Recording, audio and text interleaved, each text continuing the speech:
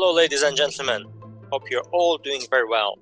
And I'm preparing for the next call, for the next visitor of the show, of the podcast. And that's going to be a friend from Malta. Just to let you know, I'm not there anymore. You can see the luggage behind me.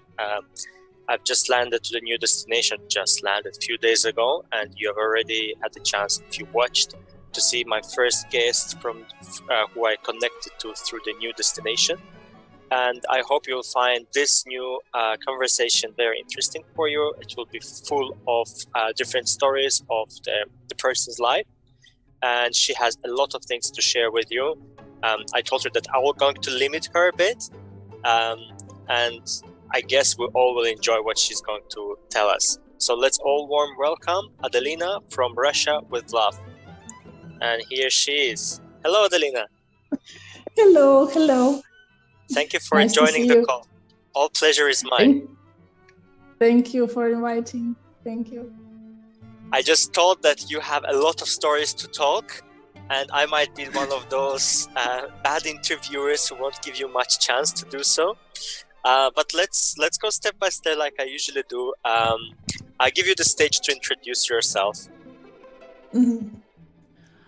Okay, so it's usually the most difficult thing for me. So I'm Adelina, I'm from Russia, St. Petersburg, and now in Malta I'm around 1.5 years, and it wasn't my plan to stay here so long. Well, technically I'm an interior designer, but I left this life in Russia, and I think I will not go back to this since things changed a lot. I see you have another guest with you there. Can you show him to us? Yes. Who's there? Who's that cutie pie? Hey! Wait, I can show. I heard about them. I've never seen them. Do you see who is it? Yeah, there's another one. Yeah, actually I have two, because this one is mine and she's from Russia actually.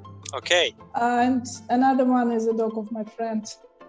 So nice. Yeah, they bother me a bit, but I hope not too much. I think they also have something to share with us, so that's why they're joining the call. Oh, they're really sweetie pies, and I'm so happy that I brought a dog here in Malta, because last time when we came, I came in September 2019. I spent 3 months here. Then I decided to study English.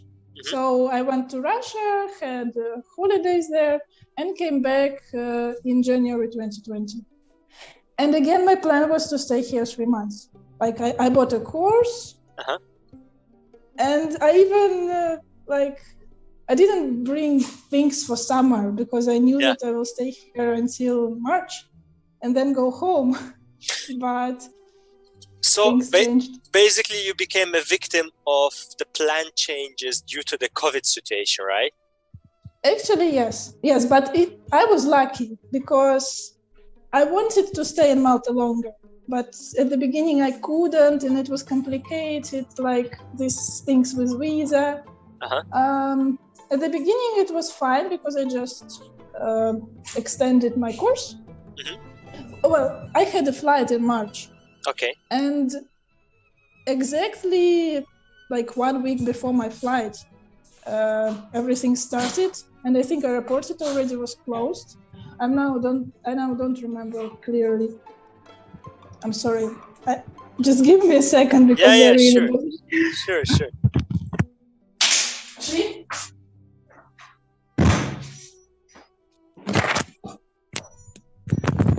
They just want attention, like babies. Yeah, of course. Oh.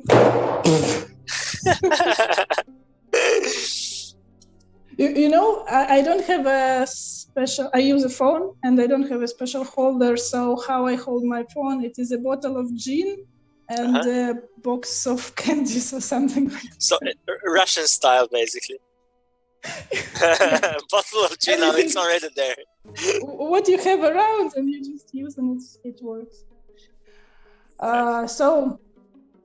Go back to flights. So I kind of stuck, but I was happy with that.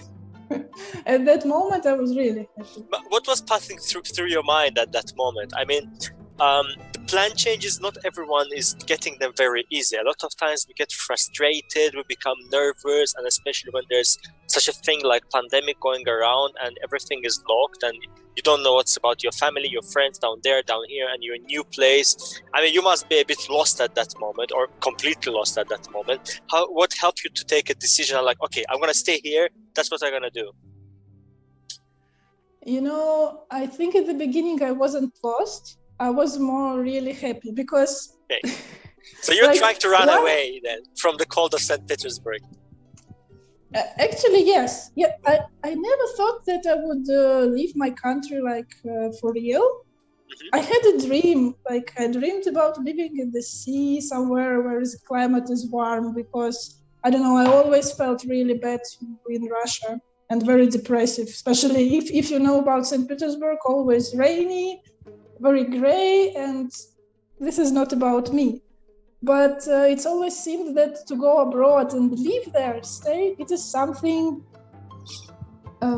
it's not for everyone, it's not for me, you have to be special. So I always was living with these 3 months terms. Yeah. Okay, now I'm gone for 3 months, it's fine, it can happen with me. Again, 3 months, okay.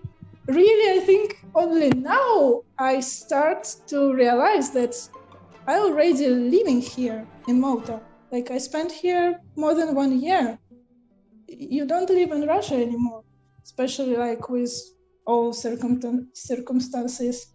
But about frustration, in January, so 1 year ago, let's say, I started to use Tinder. Okay. It is also one of lines of stories, and because I was always interested in relationship, and since I started to learn English, mm-hmm. because before I couldn't speak at all. Yeah. Even I studied it 10 years at school, but you know how it happens. You study, you pretend to study, go to the class, and you're I hang out with my friends. So you have a basic knowledge, but you can't speak. But I was doing really well, so I was able to communicate with people. Mm-hmm. At the beginning it was so, but still I was interested about improving and meet foreigners. Because before just one friend, my Russian friend, and I spent all time with him because he speaks English very well, so I always asked him to help. Yeah. But since I could speak, I started to meet people, and it was such a new experience for me. Mm-hmm. I don't know, many different things, but I think there is a big difference in mentality because I don't know, I don't want to say that someone is bad or someone is good, because we can meet bad and good people everywhere, all over the world. But somehow I've never had a relationship with foreigners, mm-hmm. not only Europeans, I don't know, different nations. So for me it was something new, and some people became my friends. With some people it was a love or something. And I started this journey, let's say, and in the March I was very excited because it just opened a new door for me. Uh-huh. And I didn't want to leave. I mean, I really wanted to stay because I was how I can go to Russia, go back there, because, well, let's say in Russia... Where there's so much interesting things happening right around you, and you can, have a touch of the world around you, whereby multicultural environment. I don't know, everything was just like a dream. So many nice things happened to me. Already at that moment, I met really nice. Also, I was studying school, so I had some classmates, mm-hmm. Friends from Japan, from China, from Libya, from Philippines, from England, all over the world. So it was a new life for me. I like my friends from Russia. It is another part of life, but I like that in Malta you can meet open-minded people. Really, I think you noticed it somehow. And Russia is kind of not at the same level, I would say. Like, again, I don't want to put all people in one box. I have my opinion about that. So basically, when you live in your own country, you mainly hang out with your own people. I mean, the circle of people around you is the like-minded people, and many of times you don't really blend with foreigners within your place. And when you travel abroad, what happens to you? You start meeting people who are also foreigners in that place, and you build up your own community, let's say, of those expat groups or something, where you share the common interests, common points, and you're becoming more open in the different environment as well. So that's pretty much people would say about you, like, listen, I have seen Adelina, she's so open-minded, and I guess all the Russians are the same. Like the same they can say about me being Azerbaijani. But with the time you start realizing, when you start really blending into the place, assimilating in the place, you're becoming more like of a local.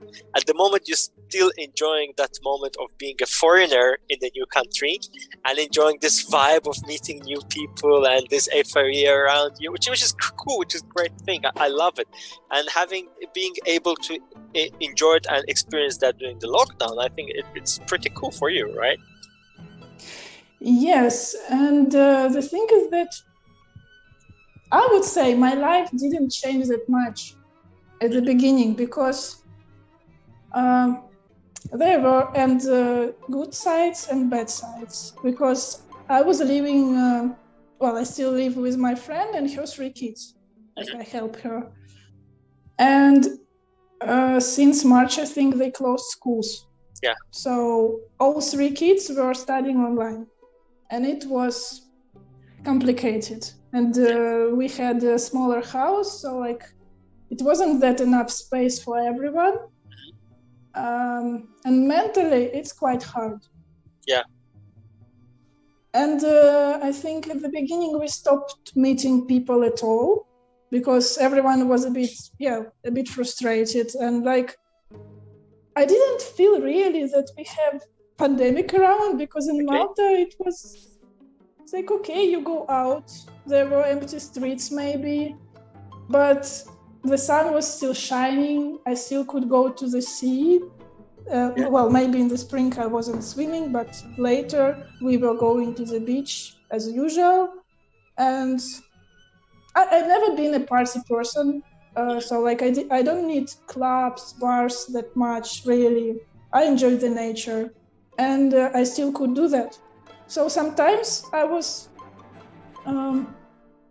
it was just difficult to accept that it's really something happening in the world around. Because like in Malta, everything is fine. Okay, we had that moment when people were crazy with shops, buying toilet paper and so on. But it also was like a surrealism, you know? Yeah.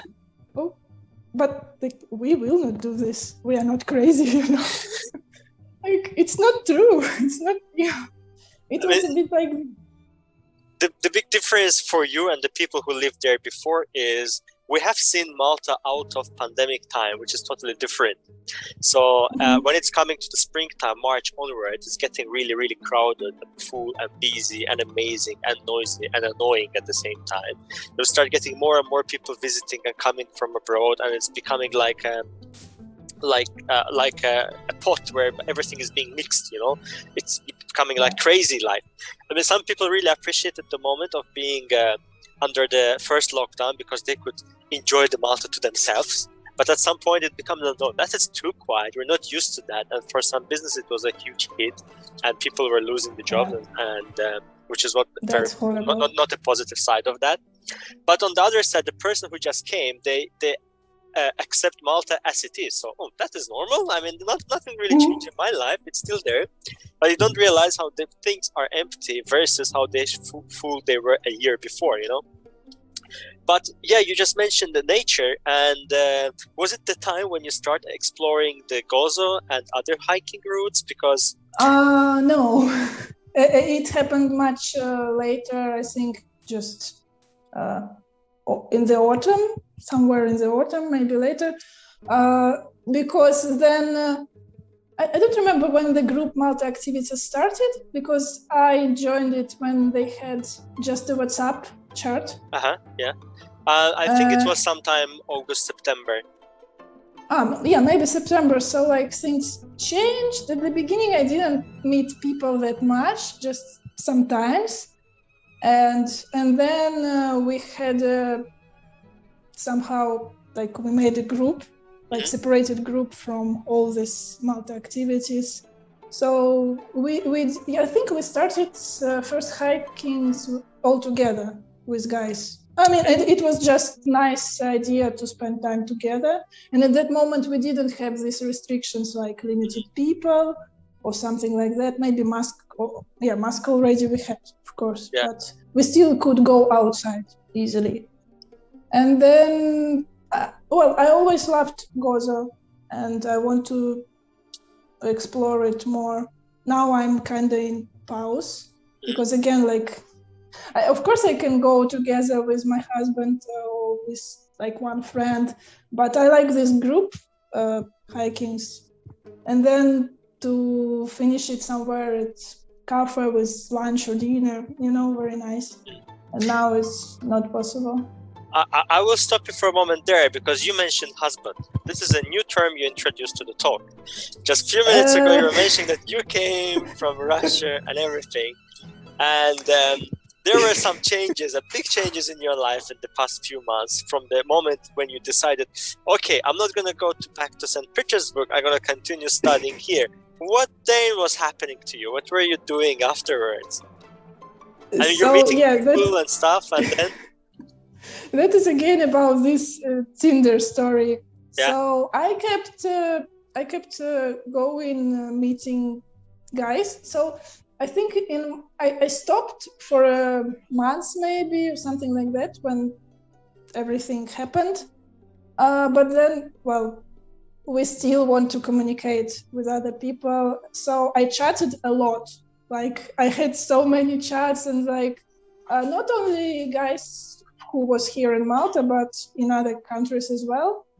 And I found it really nice, but then, you still want to meet someone, and I started to be careful, but you can understand how people, you can understand something about people's lifestyle. So when you know each other a bit better through online, and I don't meet people, and he also doesn't meet people, then you decide that it's kind of safe to meet each other, and something happened.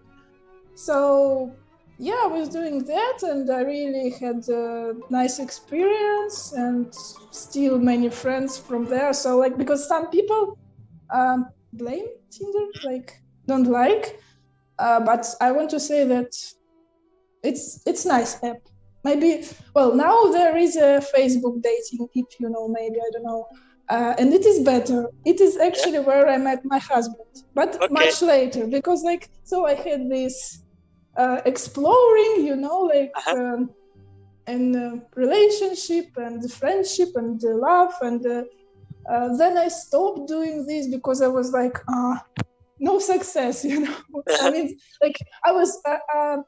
I wanted to have something serious because I always dreamed about family. So maybe Tinder is not for this. It's small chance, but I still had a hope. So when Facebook started this Facebook dating, I decided to try. And it's funny because our first date with Tiago, my husband, was actually at hiking. Okay. Because I planned the hiking with other guys. We already had a group in Telegram. And when he texted me, I told okay, you can join us tomorrow if you want. Because I thought that my partner has actually to love nature as much as me and enjoy it. So, and somehow we met, and everything went so fast. Yeah. And how we call it, love from first sight. And now we are married. Wow. Crazy. Actually, I don't know if you read my post about marriage, but we did it online. It is I have story. seen it. I didn't read it in all. I'll be honest with you. When I was skimming through the pages on Facebook, I have seen first your questions, then that it was happening online. I saw some nice pictures of you, and I saw some huge posts how to deal with the marriage while being abroad and so on. Since I'm not preparing myself for that, I said, look, that's not a topic for me, but I'm happy for you, you know.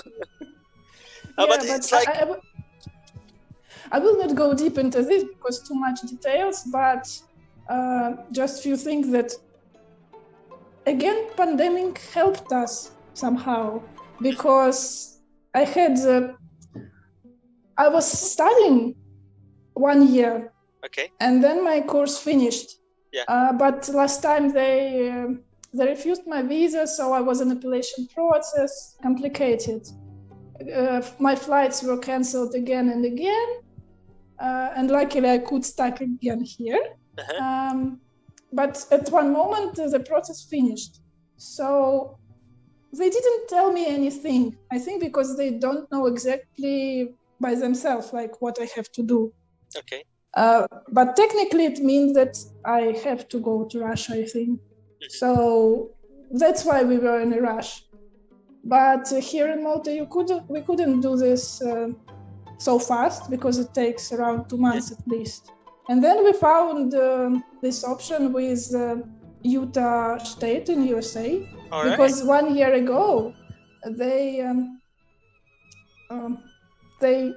made allowed this online ceremonies because of pandemic. Wow. Okay, I didn't know that. Yes, I didn't know either, but they're very progressive. You know, USA, it's another world with another laws. And it was good for us. So this Utah State is actually close to the Las Vegas. And I think in Las Vegas, they can do the same. I'm not sure. So at the beginning, I didn't believe because it seemed illegal, you know, like not real. But we checked everything step by step. And just yesterday, we've got our papers by post, like apostille certificate. So now next step is to legalize it here in our embassies and so on. There are difficulties. Of course, it's not easy, but it's possible.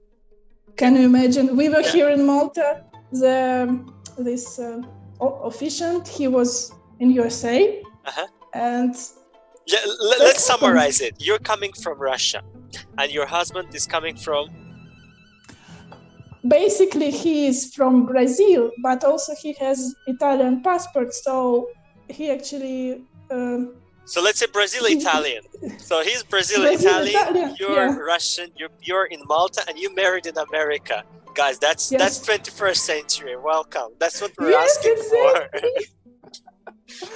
That's how pandemic shapes the world and makes things move in a bit different and maybe faster, and which for a few of us it might be like, that's crazy, man, how it's possible. But that's real example. That's how people do that.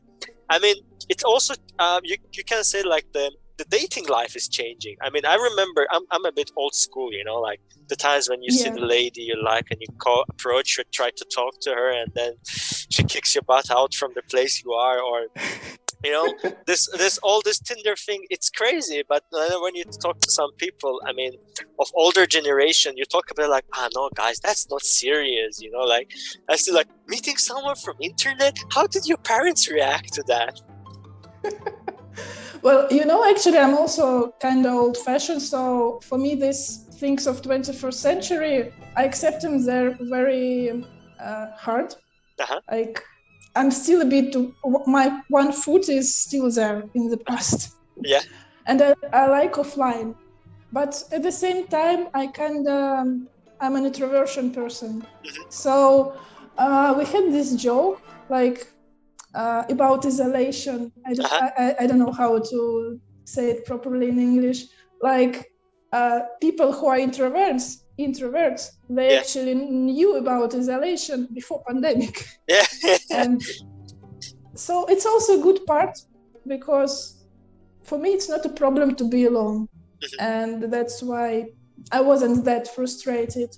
I spent at the beginning, I bought so many online courses like painting, yoga, dancing, then some other stories. So like I was exploring, Yeah. and it was really nice time and sport and art and other things were in my life, like new skills. But of course, then I don't know, I just started to procrastinate. And I still have these courses. So you didn't complete any of them? Well, I completed dancing and something about art, but I have few others and I just started. And I still have a plan to finish it. You know how it happens to me with online courses? I can't do them. I sign up for them. I sit maybe 2-3 lessons if I'm lucky. And if I'm not pushed to, I can't do that. I signed for the offline course just to come. So when I leave the house, I go somewhere, I'll put energy to complete that. So what happened was the start of pandemic, they decided, okay, we're going to move offline course to online. I'm like, okay, that's done then. I won't be able to study. That's useless. I was sitting for 2-3 lectures and then like, nah, I can't do that. Just leave it. Wasted money for nothing, But like nowadays, children, that's what they're doing. They're studying online. I really pity them. I don't know how they survive. But talking about being alone and in isolation, you're fine with it. But from the way you were describing it, like finding the soulmate, it's still showing that you're not really want to be alone. I mean, you wanted to have someone next to you, your soulmate, the body, the person you can share your moments, you can share your thoughts with. So isolation is not something naturally we would love to have, right? So we would need at least one person next to us. Yeah, and I've never been alone because I was always with my friend and her kids. So, yeah, I mean, just that we couldn't meet all together with big groups. For me, it's not a problem at all. For me, it saved some cash on bars because there were no social events and things. And it saved a lot of money. I'm sorry, I feel very sad for business from this side because, I mean, obviously they suffer, and I have a friend, my English teacher. She just opened a bar in Bujiba with her husband, and they just made this first welcoming party, and then they had to close. And now I think it's like 1 year or even more, and I really feel sorry. I don't know how people survive with this, especially when they have to pay rent and so on. It's pretty tough, but luckily, at least in Malta, there's a government support for many businesses in this field, which is really allowing at least keep the business floating. And I know some landlords are actually not collecting the rent because there's no business, which is also very nice from their side. But yeah, that's not easy. I mean, you plan, you invest, you expect some dividends on your investment, and then it doesn't happen. And it creates a number of problems for yourself, for your family, for your business, for your employees, for your partners. At the moment, that's where we all ended up, like trapped into this situation, hopefully, which will be sorted in a near future. Don't know when this near future gonna come back.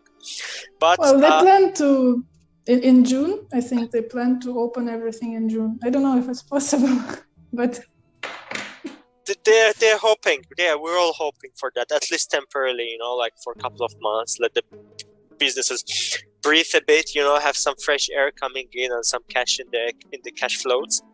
But yeah, let's see. But on the other side, there are some nice things happening. Like in your case, you found your love of your life.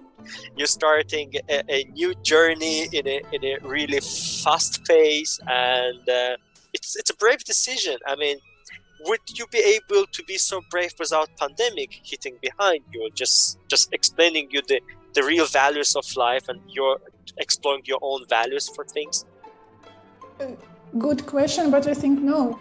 I mean, even I was brave at the beginning when I went to Malta 3 years ago. I went for 3 months, but kind of nowhere.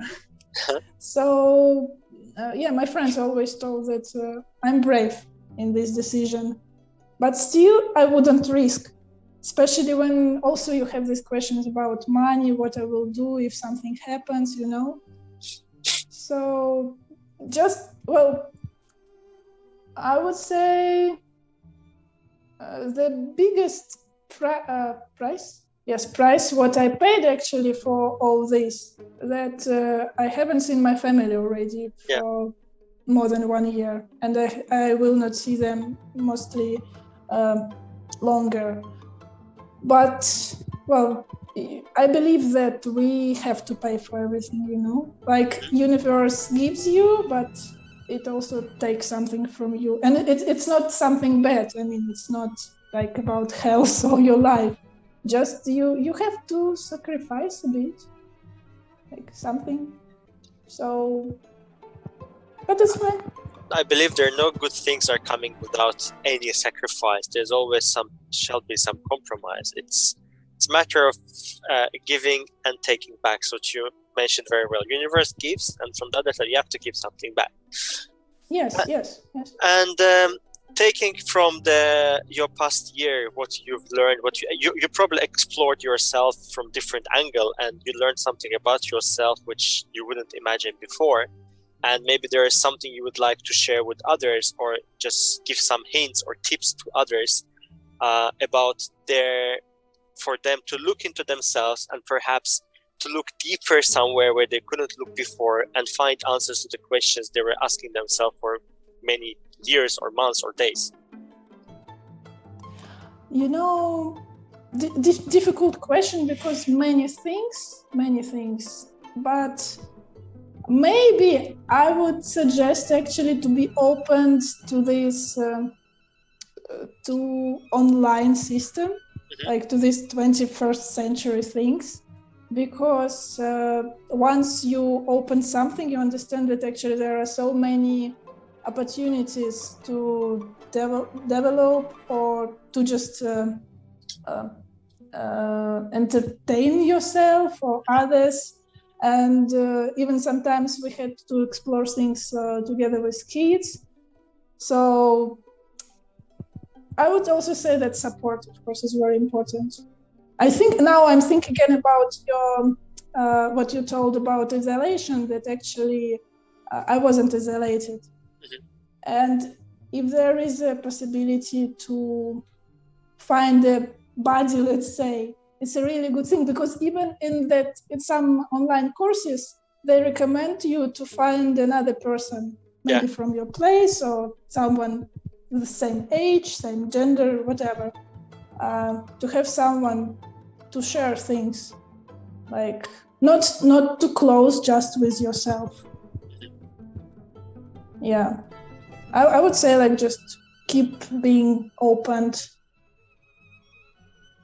Yeah, that's a nice advice. That's what I believe in. I always say we're social beings. I mean, we come to the world alone, apart from twins, which sometimes come together, a lot of times come together.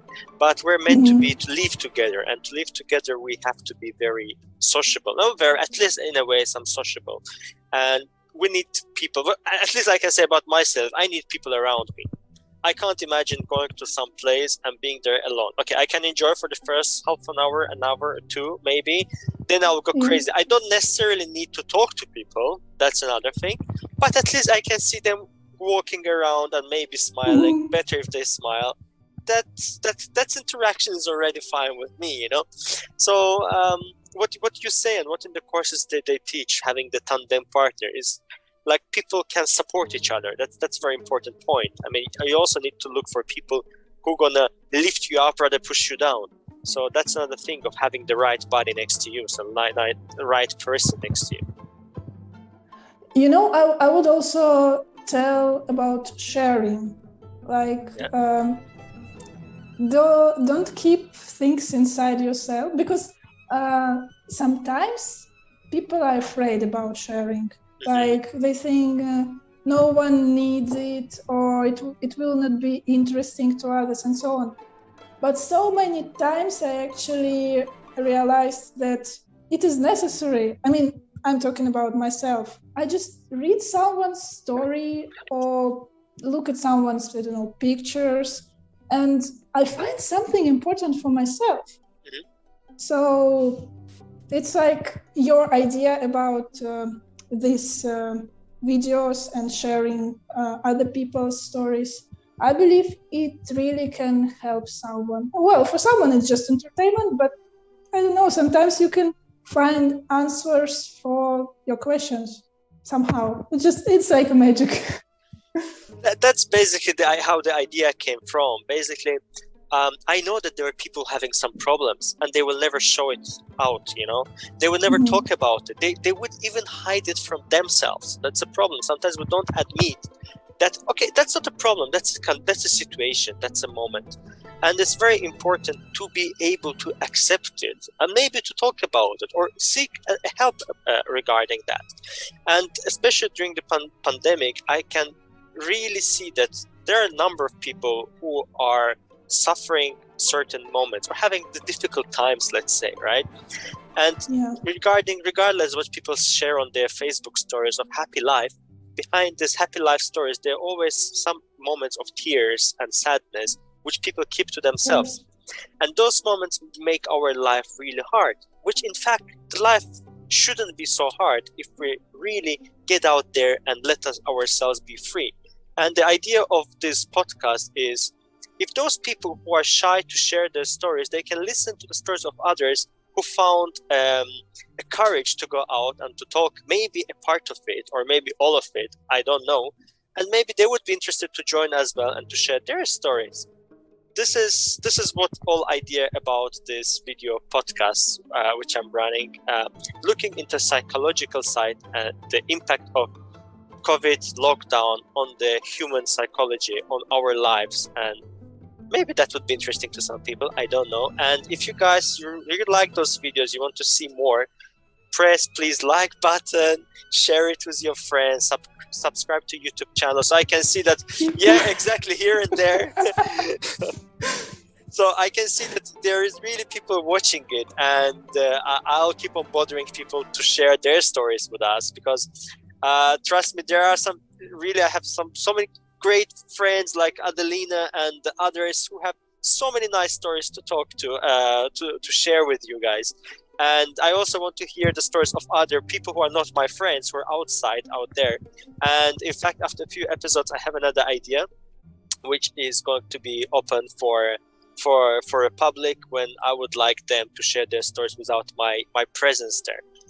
So let's see how it works. It will work. I believe it will work. It starts with your friends, and actually for me it was also nice to watch videos with people who I already know. Yeah. But I think it's like a chain. Then step by step other people will come. So I wish you good luck with this. Thank you very much. Thanks a lot. That's another point what I want to touch as well is, we think that we know people up until we ask them certain questions we were never asking it, and we realize that people have actually also different life, different point of view and mentality, and they also had their moments which we're not aware of. Yeah, that's true. I agree totally. So, Adeline, thank you very much. Thank you very much. Thank you very much for sharing with us the, let's say, in a fast pace. Sorry for rushing you. In a fast pace, sharing the I know. The story of the past year. We don't have that much time. And I hope people will learn from your example, and they will find the courage in themselves on your example, and it will make them brave to take decisions. Like, I mean, I really admire your braveness there, and I'm going out and passing through things like in a matter of a year. It's like, whoa, I won't be able to probably do that. You know what I can say? Also, just one thing, that finally, looking backward to all this year, I can say that I was living my life, because like before it was existing, and now I feel like I really live it. Like it's like an acting, moving. I don't know. It's just incredible. And well, now I'm 30 and I finally started to do this. About time. So you left your shell. You left your shell, you're out there, you're living your life. Welcome to the world. Yes. Yeah, thank you. Thank you. Well done. Well done. And thank you very much for joining the call. And guys, thank you very much for watching our video. And I wish you all also to leave your shells, getting out and living your life. But very important, take care of yourself, of your loved ones, and also stay safe. Ciao. Stay safe. Ciao.